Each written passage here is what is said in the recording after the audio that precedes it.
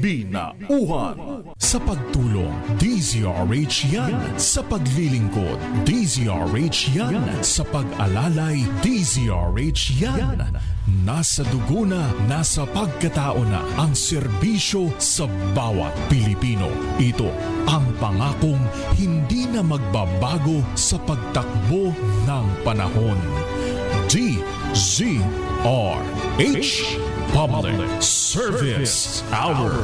Kasama ang Wonder Woman ng DZRH, si May Binauhan sa DZRH Radio, DZRH TV at DZRH Online. Pagtutulungang walang patid sa DZRH Public Service Hour.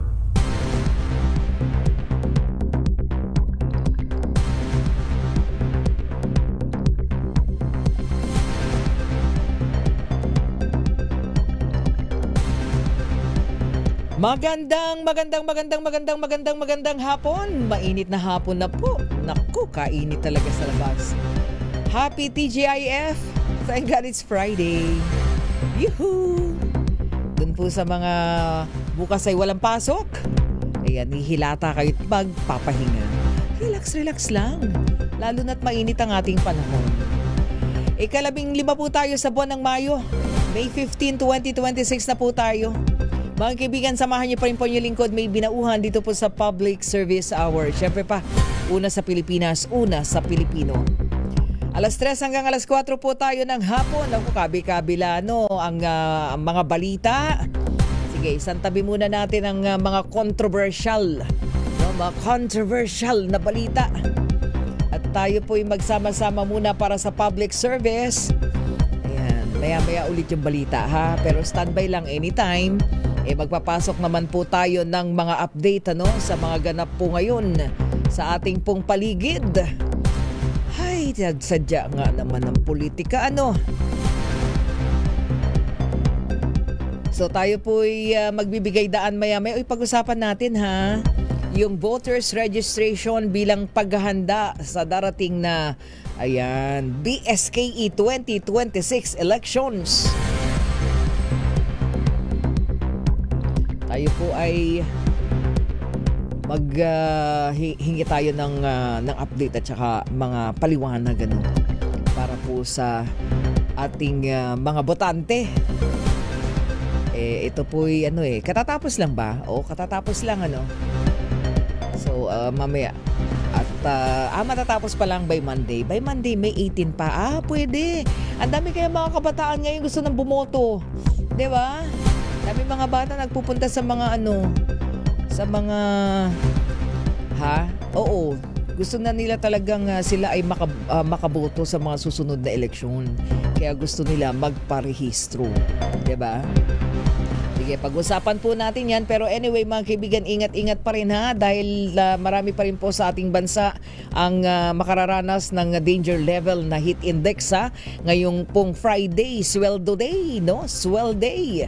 Kaya ingat-ingat po tayo at paglabas-labas ating pong damdamin na pag hindi natin kaya, wag na lumabas. Kapag mga nasa mall kayo, sa mall lang kayo. Pasyal-pasyal lang, di po ba? Para nang sa ganun, yung ating pong yung ating pong damdam na init, para hindi tayo ma-high blood, di ba? Merong 44 degrees Celsius heat index ngayon. Tuguegarao City, Cagayan, CLSU Muñoz, Nueva Ecija, San Ildefonso, Bulacan, Kamiling Tarlac sa Tau, Hacienda Luisita sa Tarlac City, Sangli Point sa Cavite City, Borongan, Eastern Samar at Giwan, Eastern Samar. So meron din mga 43 degrees Celsius tayo dito. 42 degrees Celsius ang heat index sa Pasay City. Aray, kaya naman pala. Ay, ayoko na muna lumabas. Dito muna ako. Eto na mga kaibigan. Tayo po mainit-init pa. Pag-usapan na po natin ang ating pong topic ngayong hapong ito sa ating public service hour para po sa ating mga botante. Yung kahalagahan po at syempre yung mga dapat pong tandaan 3 araw bago ang pagtatapos ng voters registration. Oo, ito po'y preparasyon na rin para sa darating na BSKE 2026. Oo, BSK elections. Ito, makakausap po natin. Walang iba kundi ang spokesperson po ng Commission on Elections, si Director John Rex Laudianco.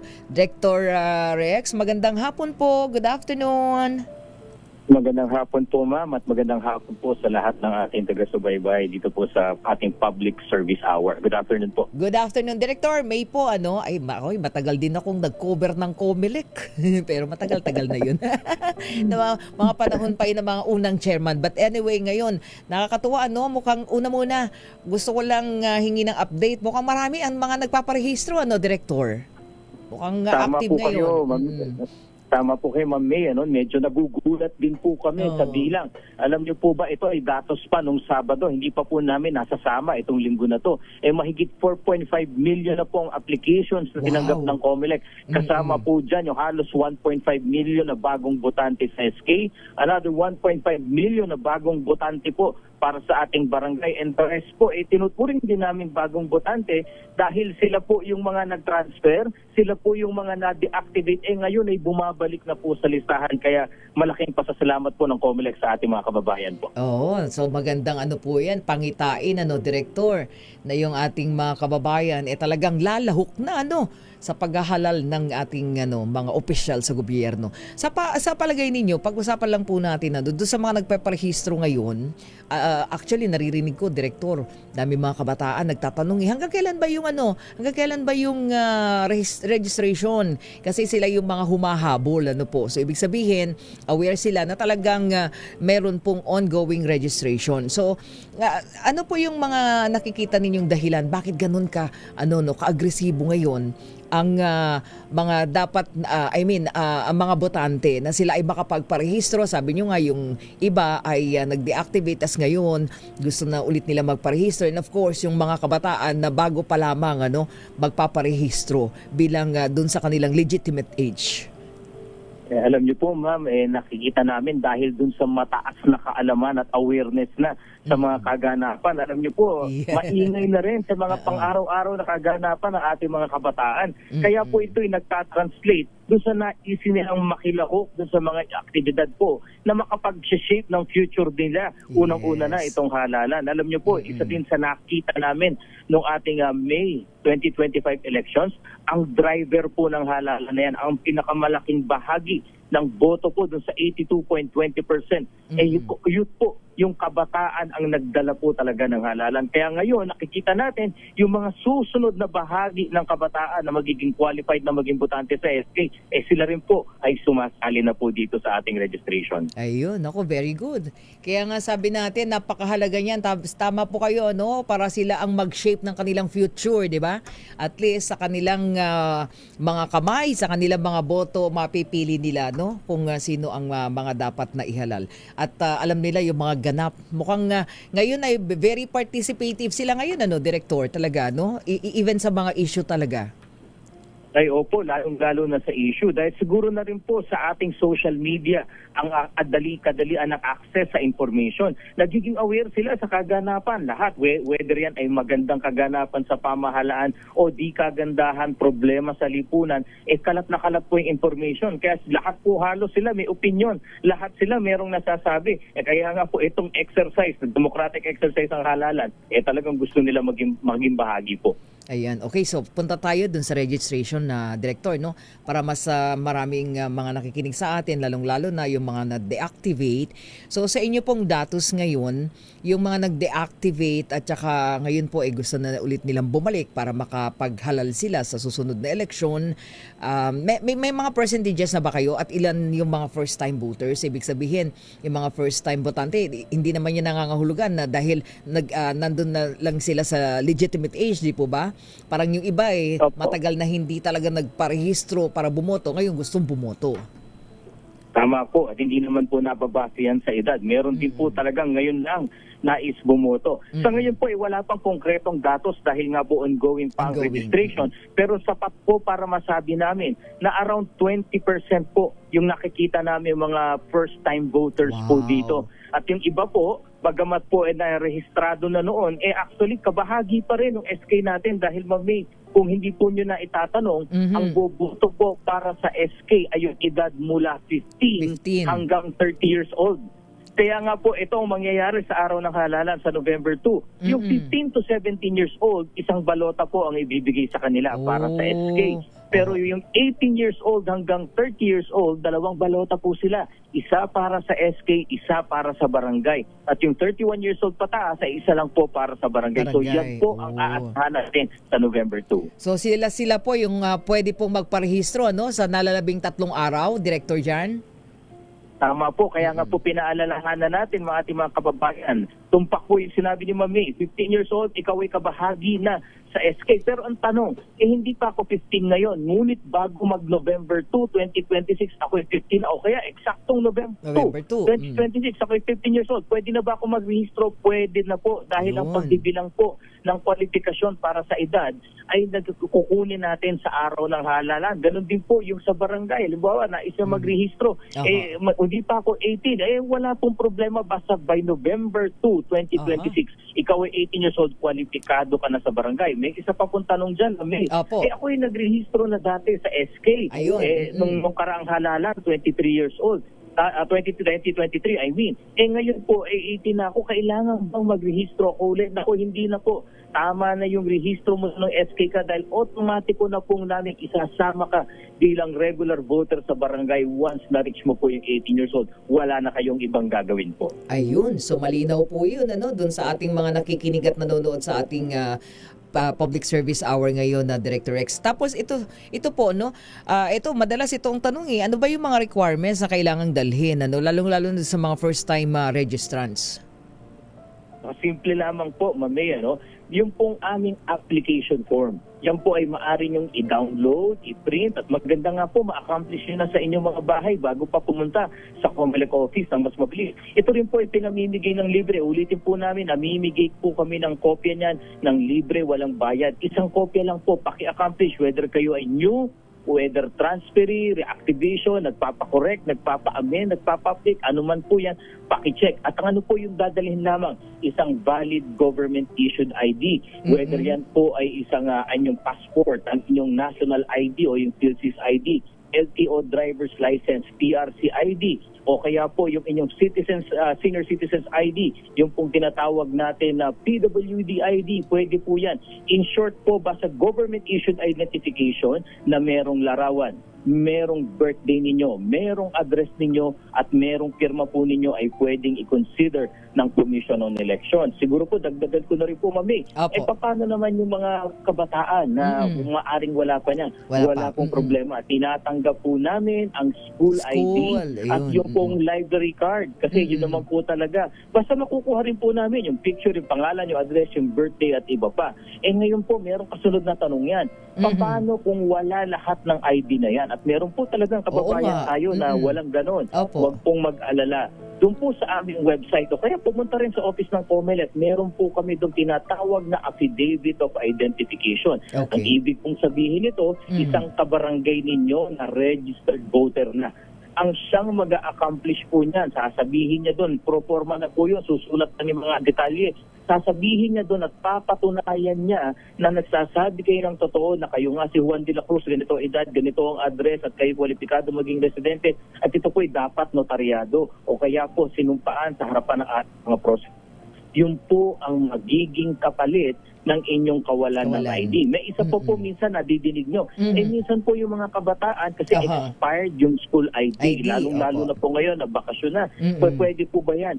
Pwede rin po yan. Basta minsan po humihiling ang aming election officer na magdala kayo ng birth certificate. Bakit? Kailangan lang pong mapatunayan ng inyong edad nang sa gayon, mapatunayan na kwalipikado po kayo. Meron po kasing pag-iingat tayong ginagawa dyan dahil pag meron pong nagkamali sa pagsusulat at doon sa ating information, sinumpaan po yan, under oath po yan.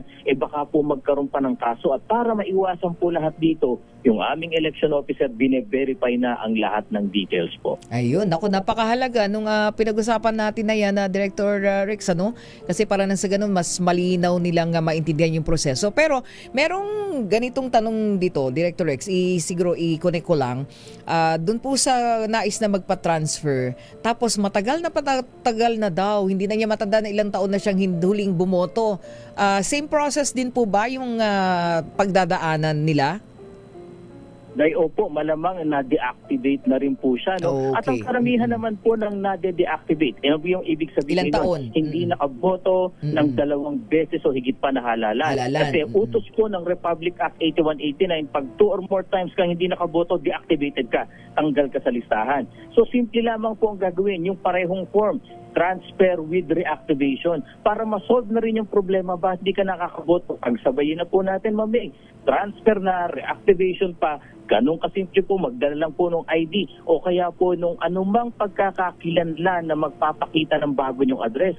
Ang sunod po tanong dyan, paano yung ID ko, mga lumang address pa po namin? Walang problema, ma-establish namin yung identity mo. Ngunit para ma-establish natin yung residence mo, baka naman pwede magdala ka ng mga bills, utilities, credit cards, at kung anong tinatanggap pa ng mga kumbaga po, normal na tinatanggap natin na correspondence na magpapakita dun sa bagong address mo na naka-address sa iyong pangalan. Ayun. So, ibig sabihin, parang nagpa-correct ka na ng impormasyon dyan. Ano po? Yan yung mga hindi Tama mo po kayo. naibigay early. Tama po. Ayun. Okay. So, dahil sa May 18 na po, yung huling araw ng voters registration na director, ano tawag ito? Paano po yung mga hindi makakahabol sa registration deadline? Naku, kinalulungkot po namin na talagang wala na pong extension yung ating May 18 na last day of registration. Meron pa naman po ngayon. Ngayon po Biyernes. Bukas po kami Sabado mula alas 8 ng umaga hanggang alas 5 ng hapon at ganun nga po sa Lunes. Yan na po yung pinakahuling araw. Alam niyo po, kailangan naming ihinto yung registration dahil kailangan naming matapos ba ating final na bilang ng mga botante. Malaman nyo rin at masaayos din namin yung mga presinto at paaralan na bobotohan nyo nang sa gayon, kumpleto pong maimprenta ng COMELEC. Eksakto yung number kasi bawal kaming lumabi sa balota. Opo. Eksaktong bilang ng balota lang ang maimprenta, eksaktong bilang ng presinto at sa ganun din po, mailatag namin kayo sa mga presinto kung saan po sapat yung bilang, mas madali tayo makakaboto ng walang hirap. Opo. Meron bang mga online services o pre-registration po para dyan? May mga option bang ganyan, Director? Unfortunately po, sa ngayon, wala pong online. Bakit po siguro na itanong nyo? Wala pa po tayong capability o technology infrastructure sa Pilipinas na makukuha ng COMELEC. Una, yung picture. Pangalawa, yung pong pirma. Pangatlo, yung ating fingerprint. At mandato po ng COMELEC, obligasyon po namin na personal na harapin yung nag-a-apply at ma-interview nung aming election officer at pagkatapos po nung pasusupain po siya. Yun po ang requirements kasi ng Republic Act 8189. At kami rin po ay nangangarap sana in the future magkaroon ng technology na available na magampanan lahat ng ito. Meron lang po kami dating isa na kumbaga po ay available na online process. Ito po yung reactivation. Ang ibig pong sabihin nito, hindi ka lang nakaboto ng 2 beses na deactivate ka, hindi ka naman lumipat ng tirahan. At nakuha na namin yung picture, biometrics, fingerprint mo at iba pa. Ang ginagawa po namin dyan, isubmit mo lang via email yung form at kami mag-i-schedule ng online video conferencing dyan. Nang sa gayon, papatunayan lang namin na ikaw ay buhay pa talaga, ikaw yan, nanunumpa ka, okay na po yun, ibabalik ka sa listahan dahil wala namang pagbabago. Ngunit ito po ay tinapos na namin dahil ang focus po natin ngayon na pong personal na mga humaharap dito po sa ating tanggapan. Ayun, naku, napakahalaga nun. At isa na lamang, Director, alam ko napaka-busy nyo rin po para po dun sa mga first-time voters pa rin, na hahabol. Sabi nyo nga kanina, napakahalaga ng kanilang magiging partisipasyon. Again, paki-encourage po sila na magsagawa na ng pagpaparegister at wag nang hintayin pa na dumating yung deadline. Go ahead po, Director Rex. Maraming salamat po, Mami, sa pagkakataon sa ating po mga kababayan. Una, pasasalamat sa mahigit 4.5 million na mga kababayan natin na nakibahagi na sa registration at dun sa mga hindi pa nagpaparegister na kwalipikado naman na makaboto sa November 2 sana po ay makonsider mag-register dahil huling 3 araw po, ngayon, bukas at sa Lunes po, ang pinakahuling araw ng ating registration, wala na pong extension niya. Naranasan po natin ng panahon ng pandemya ng lahat ng serbisyo ng pamahalaan idinaan sa pamamagitan ng barangay. Kaya siguro dapat pahalagahan ng barangay, pahalagahan natin ang mga ilulukos nating tinuno. Kaya po makilahok po sa registration ng ngayon. Kabahagi po kayo ng pamimili ng pamumuno sa inyong mga barangay by November 2, 2026 barangay at SK elections. Maraming salamat po, Ma'am May. Mabuhay po kayo. Maraming salamat po, Director John Rex Laudianco. Yan, thank you so much. Magandang hapon. Ang spokesperson po ng Commission on Elections, COMELEC. Ayan ha, sa mga first time na gustong bumoto at first time na magpaparehistro, alam nyo na kung ano pong inyong dapat na gawin. Ano? Oras po natin, 22 minuto makalipas ang 3:00 ng hapon.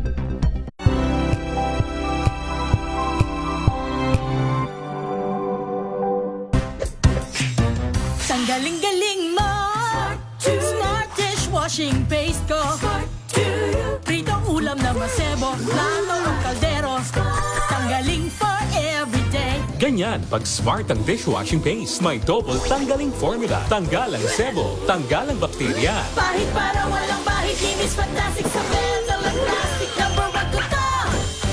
Tanggaling-galing mo, Smart dishwashing paste. ACS. Sa lahat ng bagay, simula pa lang, siguraduhing max protection na. Kasi pag kulang ang proteksyon, baka madaling masira. Sa ngipin, dapat may max protection din. Max sa alaga ng unique toothpaste. With Max Protect Formula, help stop cavities before they start, while keeping breath fresh. Try unique maximum fluoride protection. Para max sa alaga, max protektado. ACS. Wow, ang saya. Isang barangay na labada, puro mancha pa. Goodbye, pahinga. Mommy, isang laba lang yan sa Pride Bar Blue. May powerful stain-away enzymes na malupit sa dunit mansya. At di masakit sa kamay. Isang laba lang yan. Hello, pahinga. Hello, Pride Bar Blue. ACS. May nagbago. May arte. May budget. Akala nyo lang yon. So solid. White rose papaya, wow, white rose. White rose papaya, wow, white rose. White rose papaya. May glow up with a white rose papaya. White Rose Papaya. May puti power times 2 kasi may papaya at niacinamide. May shea butter and tea tree oil pa. Kutis sulit ang glow May up. glow up with a white rose papaya. White Rose Papaya. Kutis sulit ang glow up. ACS. Maulan man, no worries na amoy kulog ang damit. Charm Fab Con. Pamong kumaka-bloom. Tanggal amoy kulog sa bango ng charm. Kaya gamit ko, Charm Fab Con with Bloom Fresh technology. Kills 99.9% of kulob-causing bacteria. May aroma burst pa of thousands of flowers and berries. Ang sampay sa loob, no amoy kulob. Pamong kumaka-bloom sa charm. Charm Fab Con. ACS. Araw-araw, iba't ibang mga bagay na dapat pagtagumpayan. Ang subok kong partner ay MX3 Capsule. Research-based na tested and proven. Helps avoid pain discomfort. Iwas-iwas sa sakit. Kailangan lang na long-term ang pag-inom 2 capsules araw-araw. Kasabay ng proper diet and exercise. I am able to make it with the right partner. MX3, dito ako bilib! Mahalagang paalala, ang MX3 capsule ay hindi gamot at hindi dapat gamiting panggamot sa anumang uri ng sakit. Galalala Fabcon! Galalala Fabcon! Ang bango ng sampayan, tara na magsayawan! Calafabcon, amoy nakaka-joyful.